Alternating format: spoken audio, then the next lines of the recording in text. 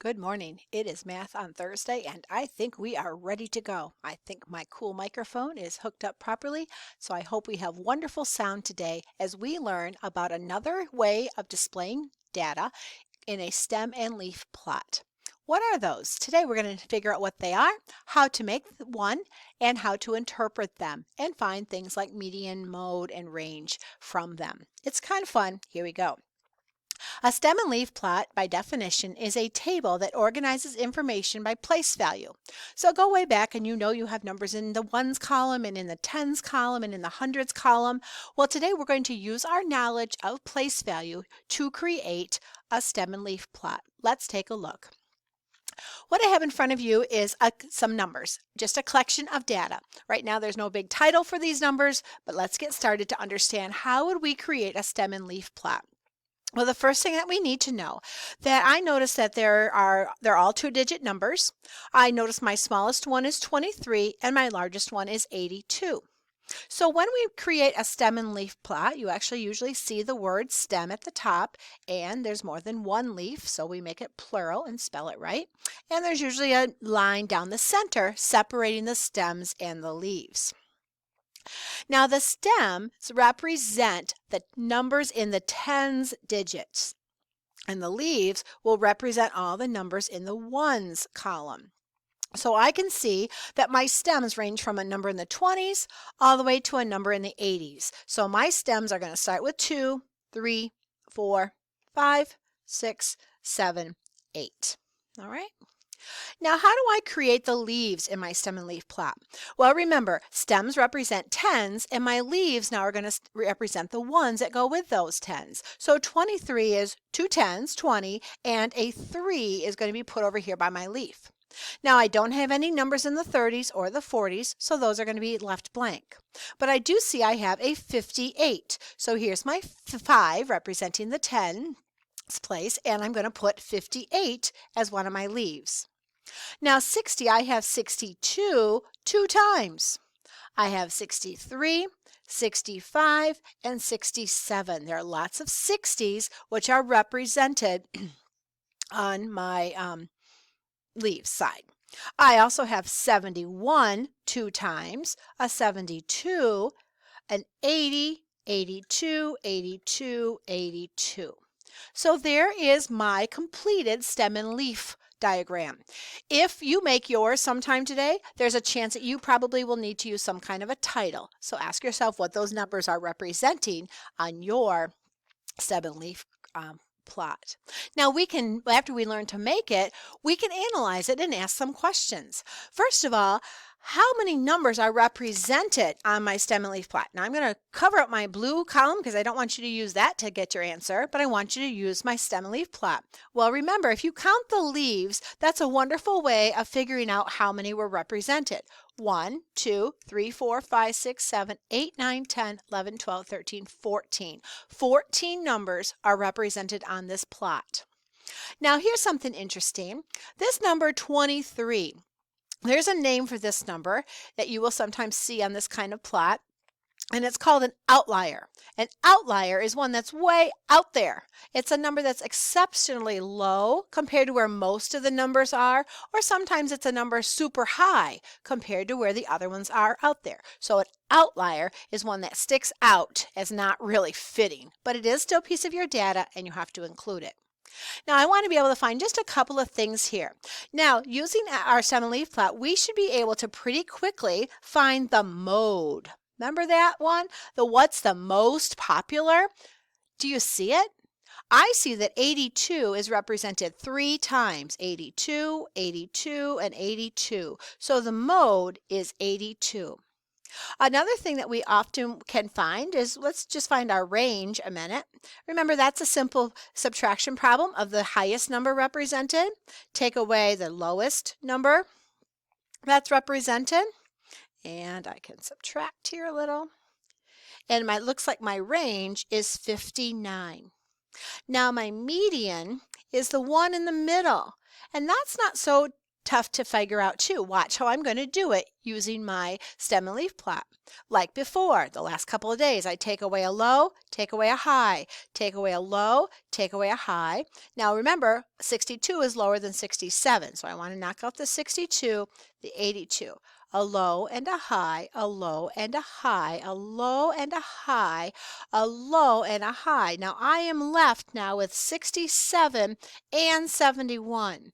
So if I want to really figure out with a 1 in the middle, that's where it was tricky the other day for some of you. How do I do that?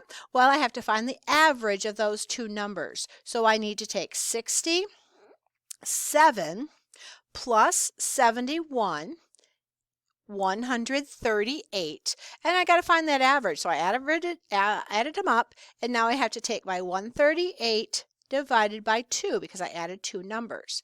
2 goes into 13 6 times. 6 times 2 is 12. Subtract, get 1. Bring down the 8, do it again.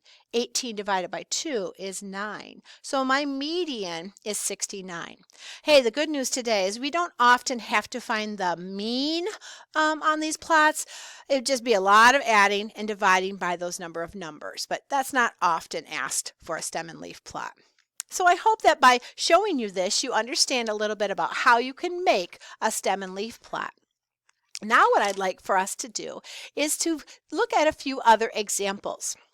Now I'm going to go kind of quickly, but I hope that you can answer some of these as we learn to interpret what these plots show us. Okay, here we go. I'm going to help you explain it, and then if you don't get it, if I'm going too fast, maybe you can go through this video one more time, a second time, and just kind of think about it a little bit after you see it once. So here we go.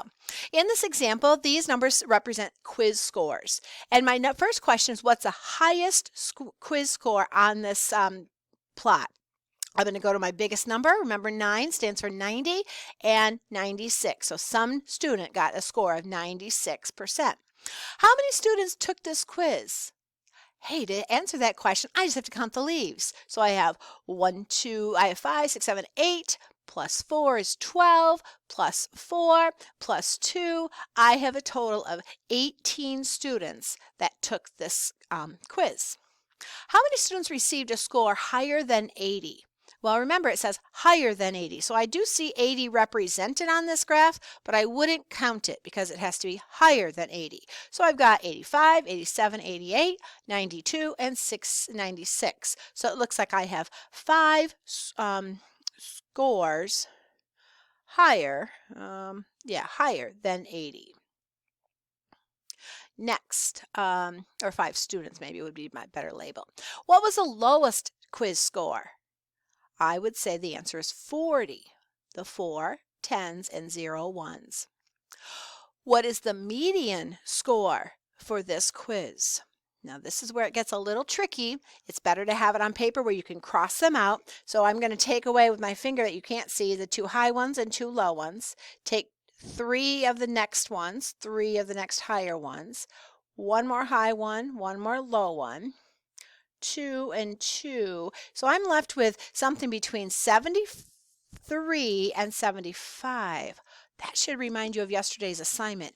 When you have to find the median and you have 2 left, you add them up, divide by 2, or in this case, can't you see that the median would be right the one in the middle? 74 is your median. Last question for this one. How many students received a 75? The answer would be 1 student. So you can see 75 is represented by the 70, 7 10s, and the 5 1s. 1 student. Very good. Here's another one. Let's imagine that these numbers represent minutes spent doing chores around the house in a week. Let's see if you can answer these questions based on the stem and leaf plot. The first one, what is the lowest number of minutes represented on this stem and leaf plot? I bet you already know, and you said 10 minutes. What number is an outlier? Oh, is there one number that doesn't seem to fit? Absolutely. Do you notice that most of the answers are sort of, under 40? But we've got this one kid or one person who spent 69 minutes doing chores. Great job for him cleaning, but it's an outlier on this plot. What's the median number of minutes? Oh, let's be careful again. What is the number in the middle? So I take away a high, take away a low. Take 2 and 2. I'm going to take these 3 and the next 3. I'm going to take 4. I'm going to take 4, 1, 2, 3, 4. So, and then I take 1 and 1. So the one in the middle is 31 minutes. The mode is kind of fun. What's the most popular? I bet you see it already. And if you don't, my eyes look at the leaves, the numbers on the right, and I think, where do I see a lot of repeats? I see tons of repeats on that 40 line, and I see that the mode is 41 because it's represented 3 times on this plot. Next one, how many numbers are less than 25? Well, look, I don't actually see a 25, but I know it'd be kind of right here if I had one. So how many numbers less than 25? 1, 2, 3, 4, 5, 6, 7. 7 are less than 25. And were more numbers higher or lower than 35? Well, 35 is representing right here. I'll keep my little funny thing on it. And maybe you can just tell by looking. You can certainly count, but it looks like there are more numbers lower than 35. Excellent. I have one more with some questions. These plots might be used in real life. Here's a situation. A zookeeper published the following stem and leaf plot showing the number of lizards at each major zoo in the country. So take a look at it. And here we go. How many zoos have fewer than 26 lizards? Go find my 26. How many fewer? It looks like one zoo would be my label. Has less than 20 or fewer than 26. Next one. How many zoos are represented on the stem and leaf plot? Well, if you count up all the numbers here, it looks like there's 15 zoos that are represented. Now, what is the median, the one in the middle? Well, I'm going to pretend to take these 4 low ones away and then these 4 high ones. One more, or low ones, I'll mix it up. Here's one here and one here. Then I've got boom, boom, and the one I'm left with is this 6 with this 3. The median, the number in the middle of this data is 36 lizards. How many zoos have greater than 40? Well, it looks like all my numbers that are represented on my 40 line are bigger than 40. The answer is 4 zoos. Hey, what's the mode? I look for repeated leaves, and I hope that you're shouting out at the computer 28 lizards because I see lots of these 8s right here. What is the least number of lizards at the zoo? Your answer is 20 lizards. And what is the greatest number of lizards at the zoo? I hope you said 46 lizards. So nice job if you're catching on reading and interpreting these stem and leaf plots. I just have a couple more to just show you. When you look at this, not sure what it stands for. It doesn't have a title. They should have titles. But anyway, if you look at the numbers, you could make some questions. Might you ask what the mode is? You could ask the smallest number. And when I see a stem with a 0 here, that just means there are no 10s. So my smallest number represented would just be 5, and my largest one would be 43. And I suppose I could find the median if I wanted to as well. So there are lots of questions you can ask, like how many, participants answered 12, and you'd say 3. All right, there's lots of different questions. And this one, the final one I want to show you, is really interesting. You probably won't see one of these on your assignment, but it's kind of like double doing, making it double, where I'm comparing some teams. And so that 1, 2, 3 that's right in the middle are representing your stems. We're used to seeing it look more like this with team B. But for example, for team A, I could say, some of their scores were 11 and 12, 12, 15, 16, where on team B, the scores would be 11, 13, 16, 18. All right, it's kind of cool to see how they can compare teams on one stem and leaf plot. So boys and girls, you have learned how to make them, and you will have to make them on your assignment. You will have learned how to interpret them. You've also had a little practice again at finding median and mode and range of some of these things. So that's what you're going to be doing today. Your assignment is reteach and practice 14.5. Reteach shouldn't be too bad. I may give you the answers in just a little bit, but The practice, be careful. You have to use that data, and right under in the space underneath number 1, you need to create your own stem and leaf plot. That is what you need to do for the assignment. And I'm noticing also in number 5, it says that you need to use your data to make a stem and leaf plot. It's kind of a small space. You may put it underneath number 5 if it fits. Feel free to use it on another piece of paper. Don't forget a title, and I think you'll have some fun with stem and leaf plots today. Good work, and keep it going.